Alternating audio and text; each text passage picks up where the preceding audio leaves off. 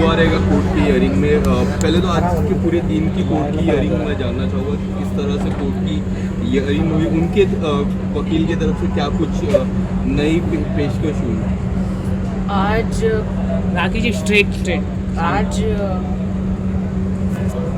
हमें 4 दिन की रिमांड मिली है 20 तारीख तक की ओशिवारा पुलिस स्टेशन में। कल हम सेशन कोर्ट में गए थे कि पहले दिन ही आदिल के वकील ने जो है कि जेसी मांग ली थी, जुडिशनल कस्टडी जिसको कहते हैं। इतिहास में कहते हैं पहली बार ऐसा हुआ है कि पीसी नहीं मिली और जेसी मिल गई। वो सब लोग शॉक थे, सारे वकील सब लोग शॉक। कोर्ट में पीपीए गोपीचंद जी से लेकर फाल्गुनी, अशोक जी सब लोग शॉक थे। फिर अशोक जी की एंट्री हुई, पीपीए की एंट्री हुई, और जो हमारा युद्ध कोर्ट कचहरी पुलिस स्टेशन, कोर्ट कचहरी डिफरेंट कोर्ट कचहरी पुलिस स्टेशन, हम लोग पुलिस कस्टडी पीसी के लिए लड़े कि पुलिस कस्टडी हो। आदिल जो है जीसी लेकर, जुडिशल कस्टडी लेकर वहीं से वहीं बेल कर फरार हो जाना चाह रहे थे। पुलिस के हाथ नहीं आना चाह रहे थे, पुलिस को इंक्वायरी नहीं करने देना चाह रहे थे। बट हम लोग दिन रात काम धंधा छोड़कर, मैं काम धंधा सब कुछ छोड़ छाड़ कर पुलिस स्टेशन एडवोकेट जज साहब के सामने जाके हम लोग वहाँ पे लड़ रहे थे केस। फाइनली हमें पुलिस कस्टडी मिल गई और हम लोग आज आथा रोड जेल से आदिल को लेकर आ गए पुलिस कस्टडी में। उनका मेडिकल करने लेकर गए हैं। अब उनको सारी पूछताछ की जाएगी। मेरे पैसे जो 1.5 करोड़ 1 करोड़ 60 लाख, दूसरे 10 लाख का घपला है जो इस पुलिस स्टेशन में नहीं बन सकता, वो कहीं और पुलिस स्टेशन में बनेगा। और भी बहुत 3-4 केस है जो मैं गई नहीं हूँ, मेरे पास समय ही नहीं है वो करने के। पहले ये केस तो ख़त्म हो यहाँ का। तो आज पुलिस कस्टडी मिली है, अब सारी इंक्वायरी है, थोड़ा सा सुकून मिला है। हम लोग लड़े हैं, विक्ट्री हुई है। राखी जी, उनके वकील ने जब आज एंटर कर रहे थे कोर्ट में, उसके पहले मीडिया से सबसे बड़ी बात की थी कि उनके तरफ से कुछ कॉल्स आ रहे हैं, उनकी माता जी को कॉल्स आ रहे हैं, काफ़ी कुछ बोला है उन्होंने। क्या लगता है कि किस तरफ से उनके पहली बात तो आदिल के वकील में दम ही नहीं है। वो बहुत ही फंबल मारते हैं कोर्ट में, सारी धाराएं जो वो है वहाँ पे सेक्शन तो वो भूल जाते हैं। हमारे एडवोकेट उनको याद दिलाते हैं। सिर्फ मीडिया में आके उनके पास तो और कुछ बोलने को है ही नहीं, क्योंकि हमारे एडवोकेट मुंह तोड़ जवाब देते हैं, जैसे फिल्मों में आप देखते हैं, मिलॉर्ड, तारीख पे तारीख, ये सारी चीज़ें। हमारे एडवोकेट जो है अशोक सौरगी, फिर फाल्गुनी, फिर हमारे पीपीए गोपीचंद, तोड़ जवाब उनको दो। वो सारा ही फंबल मार रहे जज साहब के सामने, बिल्कुल भी वो एकदम डरे हुए हैं। तो उनके पास कुछ है ही नहीं बोलने को, इसीलिए वो मीडिया ने घेर लिया तो कुछ तो बोलेंगे ना, इसलिए वो झूठे इल्ज़ाम डाले। मैं तो उनके माँ बाप को खुद बात करना चाहती हूँ, उनके माँ बाप तो फ़ोन ही नहीं उठाते। मैं तो खुद पूछना चाहती हूँ उनके पिता से। आदिल का एक वीडियो है जो कह रहे हैं कि मेरे पिता के पास सारे कागजात है, आतिक भाई जो है बेंगलोर में, उनके पास गाड़ियाँ हैं, मेरे पैसों की ली हुई गाड़ियाँ यहाँ वहाँ रखी है। या तो आदिल मुझे वो गाड़ियाँ दे दे, मैं बेचकर अपने पैसे ले लूँ। कोर्ट मुझे क्या ऑर्डर देते हैं उसके पर डिपेंड है कि ये पैसे कैसे देंगे मेरे। और मैं पुलिस से रजनी साड़ू के मैडम जो ओशिवारा पुलिस स्टेशन में है, सीनियर है, एसीपी, डीसीपी, जितने भी हमारे मुंबई में डीआईजी जितने भी हैं, सब पुलिस वालों को मैं ये कहना चाहूँगी कि प्लीज़ आप पुलिस कस्टडी मिली है तो ज़रा वो इंक्वायरी कीजिए कि इन्होंने 1 करोड़ 60 लाख कौन से अकाउंटों में डाले हैं और वो किसके अकाउंट्स हैं, उनका वो मंगाइए मेल से, किस किस को कितने कितने पैसे बांटे हैं आदिल ने। क्योंकि जिन्होंने इन्होंने पैसा डाले उनको मैं तो नहीं जानती हूँ, वो आदिल ही जानते हैं। तो आदिल ने ही वो कारें खरीदी है, सारी कारें खरीदी है। किसके अकाउंट में पैसे डाले हैं? क्या उन्होंने प्राइवेट अपने अकाउंटों में पैसे डाले हैं, या सचमुच कारें खरीदी हैं, या फिर उन्होंने जिनसे कारें खरीदी उनके अकाउंट में डाले हैं, अपने डैडी के अकाउंट में डाले हैं, या आतिक भाई के अकाउंट में डाले हैं, या अन्य और लोगों के अकाउंट में डाले हैं मेरे पैसे? मेरे पति चोर के अकाउंट में तो नहीं डाला? हाँ, पति चोर के अकाउंट में, या पति चोर के अकाउंट में डाले हैं, या उनके अन्य गर्लफ्रेंडों के अकाउंट में डाले हैं? आदिल, मेरे जेवर जो मेरी माँ ने मुझे बनाए थे मेरी शादी के लिए, मेरी ज़िंदगी के लिए, आदिल उस दिन तुम्हारी आंख में आंसू था कि राखी तुमने अपने जेवर बेचकर तुम्हारा लाइफ इंश्योरेंस निकाल कर 75 लाख, वो मेरा लाइफ का इंश्योरेंस, और 70 लाख 70 लाख में मेरे जेवर बेचकर मैंने आपके लिए बिजनेस में डाले। आप रोए थे उस दिन। आदिल, भूल कैसे गए? तुम दुनिया से झूठ बोल सकते हो, अल्लाह से नहीं। तुमने कहा 1 साल में मैं पैसे दे दूंगा, उसके बदले 1 साल के ऊपर हो गया। आप मानने के लिए तैयार नहीं है। प्लीज़, मुझे तो नहीं, पुलिस को तो जवाब दो। देश की जनता भी जानना चाहती है कि उन पैसों का क्या किया आपने। मुझे वो मेरे पैसे चाहिए आदिल। मैं अपने हक के लिए लड़ रही हूँ, वो मेरा हक है।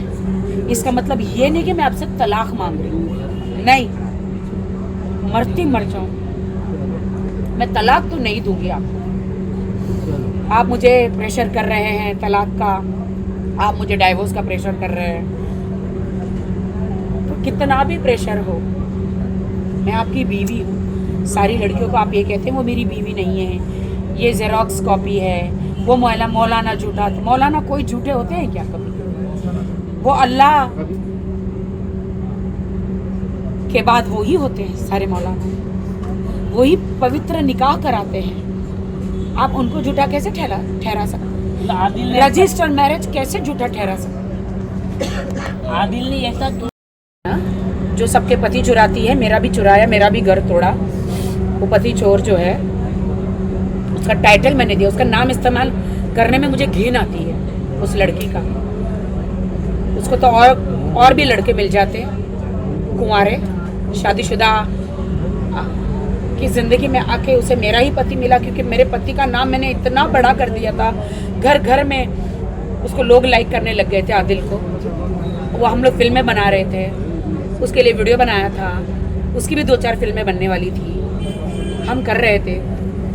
उसको ऐसा लगा कि आदिल एक अच्छा हाथ है, मैं मार लूँ। उसने बहुत सारे लोगों के घर में हाथ मारे, जूस में पिला के, पति चोर ने जूस में पिला के बेहोश कर दिया। वो आदमी लोग ने मुझे कहा है, एक मोहित जी करके हैं, जूस में पिला के फिर उनके अश्लील वीडियो बना के उनकी बीवियों से ब्लैकमेल करके 10 करोड़ 20 करोड़ 30 करोड़ कमाए हैं पति चोर ने। उसी से फ्लैट लिए हैं इंपीरियल हाइट्स में, इंदौर में, यहाँ वहाँ, BMW, रेंज रोवर, बड़ी गाड़ियाँ लेकर घूम रहे हैं। शर्म आनी चाहिए आपको, मेहनत से कमाई है। किसी के पति को, मुझे डर लग रहा है, क्या आदिल इसके साथ पार्टी में जाता था? क्या आदिल को भी ऐसे ब्लैकमेल किया है? क्या आदिल के भी ड्रिंक में ऐसा कुछ मिला के पिला दिया है? क्या आदिल के भी इनके साथ ऐसा कुछ वीडियो है? तो इसलिए आदिल इसको सपोर्ट कर रहे थे, मुझे छोड़ रहे थे, मुझे भी नहीं पता है कुछ। राखी, आज मैंने देखा जब आदिल आए थे, आदिल कई दिन पहले एक और बार आए थे पुलिस स्टेशन में, अलग कपड़े पहने थे। जिस तरह देख रहे पूरे मुंबई में सिर्फ आप ही उनको जानते हो, मैसूर से पूरे मुंबई में देखिए, गए तो पीले शर्ट में थे, उनको किसी ने कपड़े नहीं पहुंचाए। तो पति चोर जो कपड़े भी पहुंचा रही है, बहुत सारी चीज़ें पहुंचा रही है। हाँ, दूसरों के पतियों के ब्लैकमेल किए हुए पैसे जो है मेरे पति पे उड़ा रही है। उसे ऐसा लगता है कि ये छुट के आएगा और मुझसे शादी करेगा।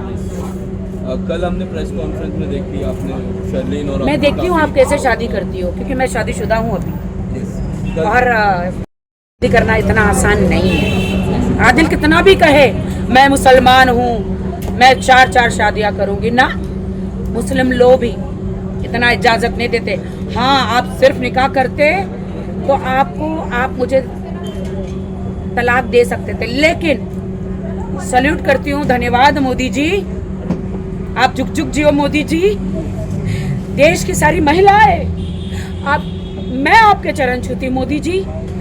सारी महिलाएं, मुसलमान महिलाएं आपको सलाम करती है कि आपने वो 3 तलाक का जो निकाला है कानून, उसके लिए हम आपके शुक्रगुजार हैं। मुझे नहीं पता कि 3 तलाक का जो कानून मुझे भी एक दिन लागू पड़ जाएगा, मुझे नहीं पता था। अगर मेरे पति ने ऐसा मेरे साथ किया तो फिर से वो एक केस बनेगा। तो बेहतर है मेरा पति मुझे तलाक ना दे। मेरा रजिस्टर्ड मैरिज भी है, ना कोर्ट से दे और ना 3 तलाक मेरे सामने कभी यूज भी ना करे ये शब्द। तो ये पति चोर जो है लड़की, मैं कह देना चाहती हूँ कि तुम भूल जाओ मेरे पति से शादी करने के लिए। राखी जी, एक आखिरी सवाल होगा मेरा। कई महीनों पहले आप लोगों का केस था, उस पर भी एक केस हुआ था, आप जेल में गए थे, एंड अभी भी एक केस चल रहा है। जेल में नहीं गए थे, पूछताछ किया। कौन जेल में गया? आपको जेल से पूछताछ के लिए बुलाया था, पूछताछ के लिए जेल से? Police station. नहीं, अम्बोली पुलिस स्टेशन से पूछताछ के लिए बुलाया था। लोगों का कल आप जिस तरह दोस्ती हुई, लोगों का कहना है कि आप माफ़ कर दिए शर्लिन को, इसी तरह आदिल को भी इन फ्यूचर आप माफ़ करने वाले हो? शर्लिन का मेरा इतना बड़ा केस नहीं है। शर्लिन मेरी बहुत पहले से फ्रेंड थी।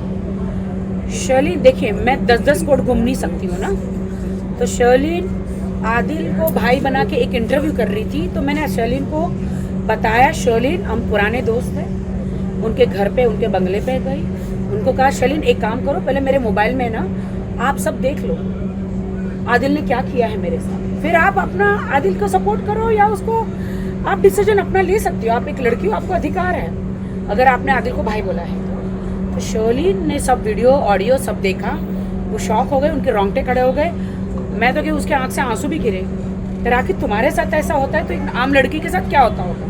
उसने क्या किया होगा? जो धारा 376 की भी जो मैसूर से लगी है रेप केस, और भी अन्य लड़कियां जो बाहर नहीं आ रही है। मैं आपको कहती हूँ, आज वादा करती हूँ, ये पति चोर भी एक दिन आदिल पे केस करेगी। आज बहुत मीठा मीठा बोल रही है, जेल में कपड़े पता नहीं क्या क्या क्या क्या पहुंचा रही है, वकीलों को पैसे दे रही है। उसको उम्मीद है कि आदिल उसे शादी करेगा, नहीं करेगा।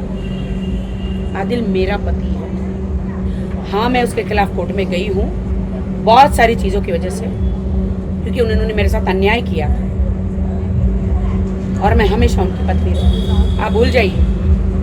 तो शर्लिन एक अच्छी लड़की है, समाज सेवा करना चाह रही है डेफिनेटली, और आज हम दोनों दोस्त हैं। किसी से मदद मांगना, मदद की गुहार मांगना कोई बुरी बात नहीं। तो शर्लिन का मेरा केस चल रहा था, तब सारी ज़िंदगी तो मैं केस कोर्ट में घूम नहीं सकती ना। तो मैं धन्यवाद करना चाहूँगी वाहिद भाई का कि कल की प्रेस कॉन्फ्रेंस में उन्होंने शर्लिन से कहा कि आप दोनों दोस्त बन गई है तो अब केस वापस ले लीजिए। तो शर्लिन ने भी वादा किया है कि हाँ 8 मार्च को आपको पता चल जाए। तो मैं शर्लिन का, वाहिद भाई का शुक्रिया अदा करना चाहती हूँ। मेरा जो केस है आदिल के खिलाफ वो गंभीर केस है, वो डोमेस्टिक वायलेंस, मनी मैटर, धोखाधड़ी, चीटिंग के, फिर 420, फिर एक्स्ट्रा मैरिटल अफेयर, शादीशुदा जिंदगी में बीवी होते मैरिटल अफेयर्स करना, बीवी की माँ के जो माँ ही नहीं है, वो बीवी की पूंजी है, वो और दूसरी लड़कियों को दे देना। मेरे बहुत सारे केसेस हैं, 2-4 केसेस तो अभी मैंने किए नहीं, उसके लिए मेरे पास वक्त नहीं, पहले इससे निपट लूँ। बहुत बहुत शुक्रिया आप सबका। Thank you ma'am.